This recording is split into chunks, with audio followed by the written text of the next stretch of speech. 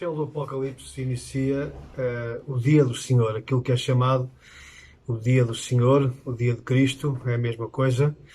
Eu gostaria de dar um título a esta parte da história futura, uma parte já trágica, com esta designação, a intervenção de Deus. Portanto, até ao quinto selo nós vemos o anticristo, todas as suas forças, Satanás, tudo a intervir. Acaba no quinto selo com a visão dos mártires da glória. Portanto, o anticristo consegue dizimar uma grande parte da população cristã do mundo, persegue também a mulher, que é identificada com Israel, e a descendência da mulher, que são os crentes, os salvos, através de Cristo Jesus. E agora dá-se então a abertura do sexto selo, é quando agora Deus intervém diretamente e vai pôr um ponto final, em primeiro lugar, ao sofrimento dos crentes, levando o seu povo, arrebatando a sua igreja, recolhendo os santos para si mesmo, através da intervenção, a parousia, o surgimento, a aparição de Jesus nos ares ou nas nuvens. Tudo isso faz parte de um ciclo, de um tempo chamado no Velho Testamento, também no Novo Testamento, o Dia do Senhor. Não é um dia, obviamente, de 24 horas, mas é um período em que Deus intervém agora diretamente, começando a sua intervenção, trazendo juízo ao mundo, mas antes disso, libertando o seu povo. Então, o texto de Apocalipse 6, 12 a 17 diz assim: havendo aberto o sexto selo, olhei, e eis que houve um grande tremor de terra, e o sol tornou-se negro como saco de cilício, e a lua tornou-se como sangue, e as estrelas do céu caíram sobre a terra, como quando a figueira lança de si os seus figos verdes, abalada por um vento forte. E o céu retirou-se como um livro que se enrola, e todos os montes e ilhas foram removidos dos seus lugares.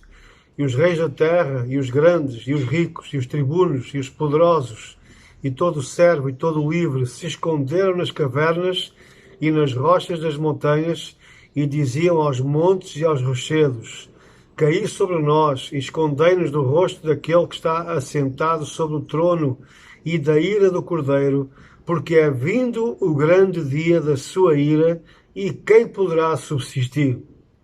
E veja bem que quando há esta grande manifestação no cosmos, vamos ver algumas descrições mais pormenorizadas, mas aquilo que a humanidade sente nesta altura é o terror, sabendo que aquilo que está a acontecer é de facto a vinda do grande dia da sua ira. O que é que isto nos revela? Que a humanidade até então foi informada sobre este evento. A humanidade ouviu muitas vezes, os seres humanos ouviram as duas testemunhas em Jerusalém falar sobre o juízo de Deus, sobre a ira de Deus que viria a este mundo. Havia o convite ao arrependimento, à conversão, através daquela mensagem daquele anjo que circulou à volta da terra com o Evangelho, anunciando ainda esta última oportunidade concedida por Deus a toda a humanidade para que se arrependesse e para que se voltasse para Ele. Também o testemunho da Igreja. A Igreja agora cheia do Espírito Santo, a Igreja cheia da ousadia, ela vai cumprir finalmente o mandato da grande comissão. Jesus disse: este Evangelho do Reino seria pregado a todas as nações e então viria o fim. Portanto, a Igreja também cumpriu o seu papel, anunciando a graça de Deus, o perdão oferecido por Deus, mas também anunciando o juízo de Deus sobre aqueles que não o seguissem, aqueles que não se entregassem, aqueles que não se rendessem ao amor de Deus. Por isso as pessoas sabiam. Elas não foram apanhadas de surpresa. E vejam só que quando as pessoas veem, a humanidade vê estes grandes sinais cosmológicos terem lugar, eles sabem o que é que está a acontecer e também sabem aquilo que lhes irá suceder. Daí que eles se tentam esconder, dizem aos montes e aos rochedos, caí sobre nós, escondei-nos, porque aquilo que nos vai acontecer vai ser terrível. É vindo o grande dia da sua ira. Não é mais o tempo de conversão. O tempo da conversão acaba exatamente no final da grande tribulação. É-nos dito pelo Senhor Jesus Cristo que aqueles dias da tribulação que antecedem a sua vinda são tão dramáticos, são tão terríveis, aquilo que Satanás, o anticristo e o falso profeta conseguem fazer é tão horroroso que o Senhor tem que intervir por causa dos escolhidos. Ele diz que irá abreviar, ou seja, ele vai antecipar o final daqueles dias. Portanto, eu creio que o Senhor virá antes do final da 70ª semana de Daniel.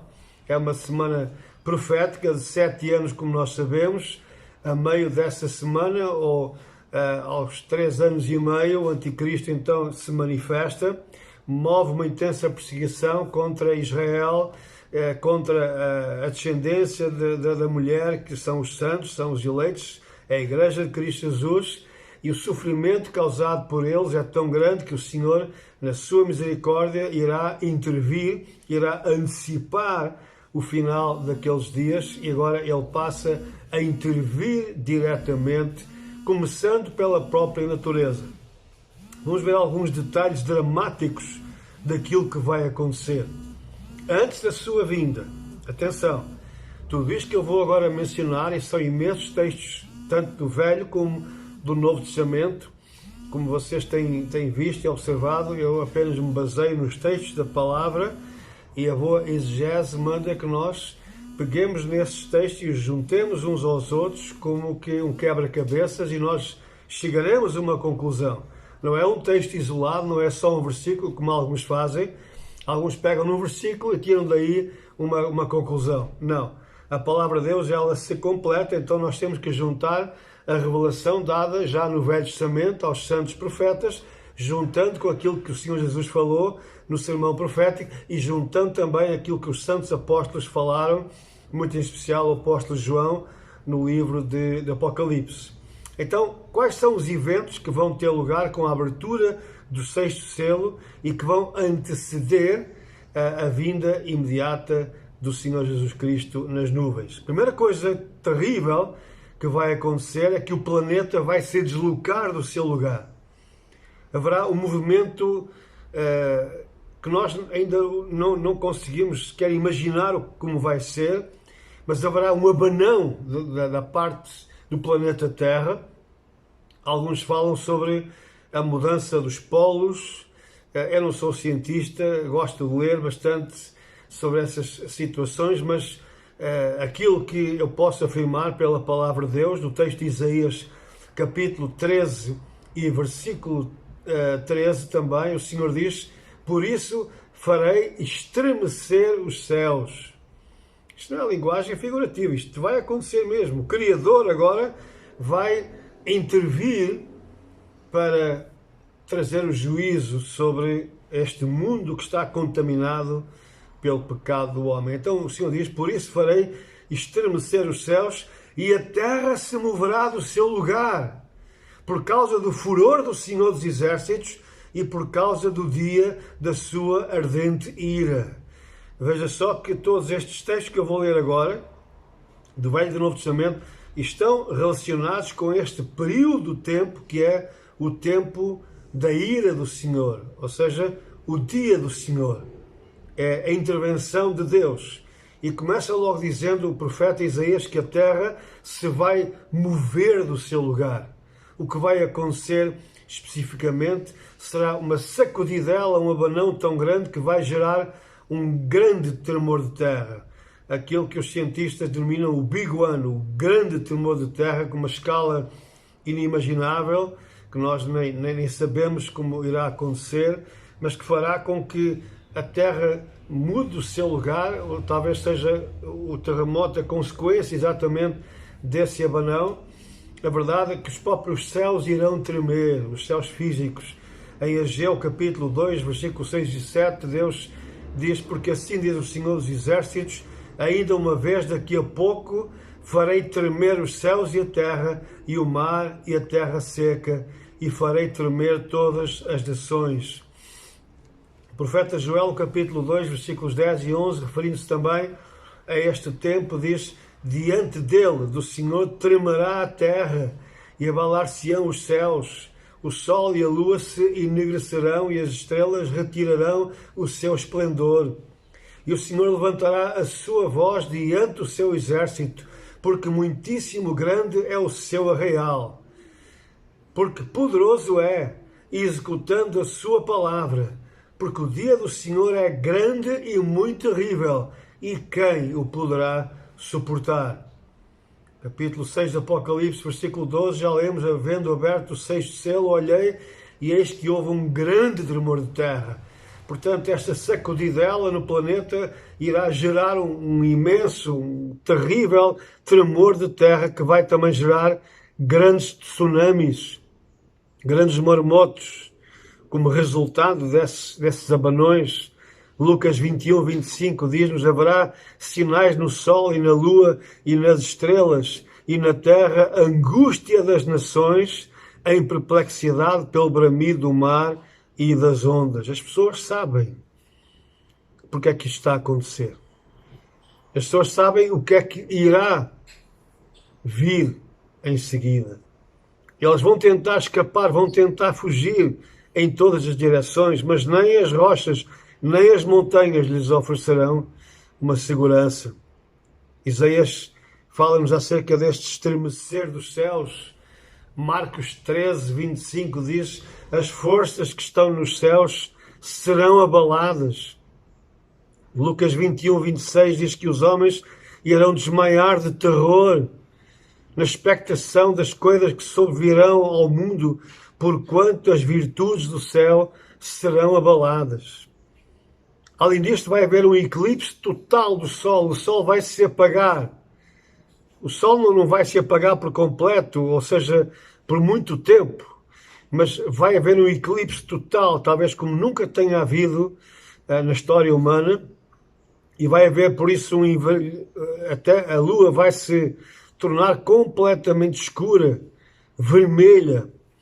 Obviamente, talvez, como resultado do grande terremoto, que levantará uma poeira de quilómetros de pó, e por isso, durante anos seguidos, segundo dizem os cientistas, o Sol ficará completamente ocultado, a Terra irá arrefecer, mas como nós sabemos que isto não é um período de anos, isto será um período muito rápido, porque senão não iria escapar nada, então nós percebemos que é uma intervenção direta de Deus, é algo que não está ainda visto pelos cientistas no seu quadro cronológico, digamos. Eles podem prever quando passará o cometa, quando vai haver um eclipse parcial, isso toda a ciência já consegue descrever, mas esta será uma intervenção direta do Senhor, portanto não haverá uma explicação científica para isto, será de facto um fator sobrenatural, é Deus quem tem o comando,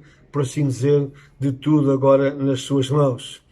Diz Mateus 24, 29, que logo depois da aflição daqueles dias, o sol escurecerá e a lua não dará a sua luz. Portanto, depois da grande tribulação, o fecho, com a abertura do sexto selo, será realmente a intervenção de Deus, escurecendo a luz do sol, e a lua também deixará de brilhar. Marcos fala exatamente a mesma coisa, capítulo 13, versículo 24, naqueles dias, depois daquela aflição, ou seja, depois da grande tribulação, aí está no contexto, o sol se escurecerá e a lua não dará a sua luz. Isaías 13, 10 diz que as estrelas dos céus e as suas constelações não darão a sua luz, o sol se escurecerá ao nascer e a lua não resplandecerá com a sua luz. Apocalipse 6,12 diz que o sol se tornará negro como saco de silício. Atos 2,20, neste sermão do apóstolo Pedro, lá em Jerusalém, ele diz que o sol se converterá em trevas e a lua em sangue antes de chegar o grande e glorioso dia do Senhor. Veja que Pedro escreve aqui o grande, no sentido da sua dimensão de terror. Será um tempo terrível para a humanidade descrente, a humanidade rebelde, desobediente às coisas de Deus, mas também é o dia glorioso. Porquê? Porque é o dia da glória de Cristo. Então é simultaneamente o dia de terror para os ímpios, para os desobedientes, para os rebeldes, mas é o dia glorioso para o povo de Deus. Jesus disse: quando virdes todas estas coisas a acontecerem, levantai as vossas cabeças, porque a vossa redenção, a vossa libertação está próxima. Então isto só prova que o povo de Deus estará aqui na terra, estará debaixo de um sofrimento intenso. E quando nós virmos estes tremendos sinais a acontecerem, nós podemos finalmente levantar os nossos corações ao alto e dizer: Maranata, ora vem, Senhor Jesus. Virá a glória, a parousia, toda essa manifestação tremenda, esse raio que irá atravessar o Oriente até o Ocidente, essa manifestação imediata da presença do Senhor encherá os céus e todos irão vê-lo, diz a palavra de Deus. Todo o olho o verá, para terror da maior parte, mas para alegria, júbilo, manifestação dessa esperança finalmente concretizada com a manifestação gloriosa do dia do Senhor. Mas a revelação diz que também haverá uma queda intensa de meteoros sobre a Terra. A cada passo nós temos visto nas notícias a queda de meteoritos, as ameaças constantes. Deus tem protegido a Terra da destruição dos meteoros, mas nessa altura Deus vai intervir também, permitindo que então os meteoros vençam essa barreira invisível que os tem impedido de atacar a Terra de uma forma como irá acontecer nessa ocasião. O apóstolo João descreve que são as estrelas que caem sobre a Terra. Obviamente que ele viu aqueles luminares a cair, não serão as estrelas em si, mas serão meteoritos que irão cair, pedras gigantescas ardendo, por assim dizer, e que vão cair consequentemente sobre a Terra, destruindo partes do mundo, cidades, vilas, etc. Ele descreve que são como figos verdes que caem de uma figueira que está sujeita a um vento forte, e então os figos vão caindo, assim também esses meteoros vão cair sobre a Terra. Mateus 24, 29, Jesus diz: as estrelas cairão do céu e as potências dos céus serão abaladas. Marcos 13, 25 diz: as estrelas cairão do céu e as forças que estão nos céus serão abaladas. Portanto, todo este quadro dantesco, terrível, será o prelúdio da grande manifestação. É então, nas palavras de Jesus, então ver-se-á o grande sinal. Vede que nós começamos os nossos estudos falando no sermão profético, Mateus 24, os discípulos chegam junto de Jesus lá no Monte das Oliveiras e perguntam: diz-nos que sinal haverá da tua vinda? E o Senhor começa logo a responder dizendo: cuidado para que ninguém vos engane. E então Jesus revela imensos sinais que irão acontecer, mas são sinais, eu diria sinais com S pequeno, por assim dizer. E nós já falámos abundantemente sobre esses sinais. Mas agora, finalmente, vem a grande resposta. O grande sinal. Agora, Jesus já não fala de sinais, mas ele fala do sinal. É esta a resposta cabal, completa, integral, à pergunta que eles fizeram. E cá está a resposta em Mateus 24, 30. Então, ou seja, depois destes sinais cosmológicos, nos céus e na terra, então aparecerá no céu o sinal do Filho do Homem. Vou repetir. Então aparecerá no céu o sinal do Filho do Homem, e todas as tribos da terra se lamentarão. E verão o Filho do Homem vindo sobre as nuvens do céu com poder e grande glória. Então qual é o grande sinal? Qual é a expectativa? É exatamente depois desses sinais cosmológicos, trágicos para a humanidade, logo imediatamente se vê nas nuvens a glória do Filho de Deus. O Shekinah de Deus, a intervenção final, súbita, do Messias Jesus, de Cristo Jesus glorificado, não mais pendurado numa cruz. Esse Jesus não existe. Aquele Jesus que hoje reina nos céus, é aquele Jesus que descerá do seu trono e trará toda a sua glória. Ele virá com os santos anjos. Diz aqui a palavra, Marcos 13, 26, então verão vir o Filho do Homem nas nuvens com grande poder e glória. Lucas 21, 27, então verão vir o Filho do Homem numa nuvem com poder e grande glória. Apocalipse 1, 7, eis que ele vem com as nuvens e todo o olho verá, até os mesmos que o traspassaram. E todas as tribos da terra se lamentarão sobre ele. Sim, amém. Você veja aquilo que eu disse para o crente, para o Filho de Deus. Será um tempo de glória. A manifestação de Cristo será a libertação final, a salvação final. Mas para aqueles que vivem em permanente desobediência, será um tempo de se lamentarem, porque a sua oportunidade cessou naquela hora. O profeta Daniel já tinha visto, muito antes de João e até de Jesus referir essa mesma situação. Ele diz, capítulo 7, versículo 13, eu estava olhando nas minhas visões da noite, e eis que vinha nas nuvens do céu um como o Filho do Homem, e dirigiu-se ao ancião de dias, e o fizeram chegar até ele. Mateus 26, 64, Jesus já estava sendo julgado e agora estava perante o sumo sacerdote de Jerusalém, e Jesus lhe responde dizendo o seguinte, tu o disseste. Jesus estava comprovando que era o rei de Israel, que era o Messias. Ele acrescenta, digo-vos, porém, que vereis em breve o Filho do Homem assentado à direita do poder e vindo sobre as nuvens do céu. Atos 1, versículos 9 até 11, quando dizia isto, vendo-o eles, os discípulos, Jesus foi elevado às alturas e uma nuvem o recebeu, ocultando-o aos seus olhos. E estando com os olhos fitos no céu, enquanto ele subia, eis que junto deles se puseram dois homens vestidos de branco, os quais lhe disseram, homens galileus, por que estáis olhando para o céu?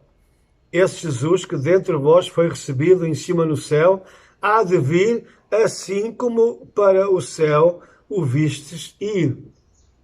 Ou seja, da mesma forma como vós o vistes subir numa nuvem, assim também ele virá numa nuvem. E às vezes eu, que sou apaixonado pelas nuvens, pela configuração das nuvens, tenho muitas fotos tiradas. Às vezes ando na rua e vejo essas lindas imagens das nuvens, o formato, as cores, o cinzento, o branco, o escuro, o avermelhado com o pôr do sol. E às vezes essas nuvens tapam o sol e às vezes abre-se um pequeno espaço e enroupa o sol. Eu digo para mim mesmo, será agora? Mas eu sei que não será agora. Esse é o desejo do meu coração e de muitos certamente que me ouvem, mas todos os sinais ainda terão que ocorrer antes desse dia. Mas é exatamente nessas maravilhosas criações de Deus, as nuvens, que Ele virá, que Ele surgirá na sua glória, junto com as miríades, ou seja, com os seus exércitos de anjos. Apocalipse 14, versículo 14, o apóstolo João, falando sobre a vinda do Senhor nas nuvens, diz, olhei, e eis uma nuvem branca, e assentado sobre a nuvem um semelhante ao Filho do Homem, que tinha sobre a sua cabeça uma coroa de ouro e na sua mão uma foice aguda. Portanto, assim como ele virá para reinar, já vem com a coroa de ouro na sua cabeça. Ele virá para estabelecer o seu reino, mas ele também traz na sua mão uma foice, porque ele vem ceifar, ele vem trazer juízo sobre a humanidade. Esta expressão, filho do homem, é um título. Ele não é filho do homem no sentido que não foi gerado por um homem, mas isto é um título que fala sobre a sua identificação com a condição humana. Sabemos que ele foi gerado pelo Espírito Santo de Deus, mas foi gerado no ventre de uma mulher, de Maria. Por isso, ele vem também da descendência física de Adão e de Abraão, de Isaac, de Jacob, do rei Davi, por aí fora. Ele se reveste a sua humanidade, mas é uma humanidade perfeita. É como que o perfeito Adão, antes de pecar, ele se reveste e por isso se identifica conosco, e uma das provas é que ele se sujeita ao ritual do batismo. Ora, o batismo é um ritual judaico e também cristão que é para os pecadores. Eu precisei de ser batizado, ou seja, mergulhado nas águas do rio, para me identificar com a morte e com a ressurreição de Jesus Cristo. O verdadeiro cristão, ele se sujeita a essa obediência, a essa ordenança, porque assim foi mandado pelo Senhor Jesus Cristo, e também em sinal, de facto, de obediência e como prova da sua identificação com Cristo Jesus, na sua morte e na sua ressurreição. Mas o batismo de Jesus não tem nada a ver com isso, porque ele nunca pecou. Ele não precisou de ser batizado para ser salvo.